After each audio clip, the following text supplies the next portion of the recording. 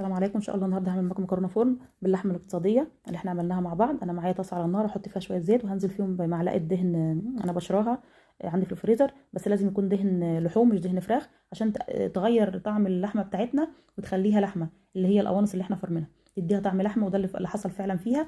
وبعد كده بنحط اللحمه عليها، بننزل الميه بتاعتها ونسيبها تشرب الميه. بنحضر التوابل بتاعتنا اللي هي معلقه كبيره بهارات لحمه، ومعلقه كبيره توم باودر، ومعلقه صغيره فلفل اسود، وكمان نص معلقه جنزبيل، ونص معلقه قرفه، نص معلقه حبهان مطحون، وكمان نص معلقه كمان اللي هي الكزبره الناشفه، ومعلقه بابريكا صغيره.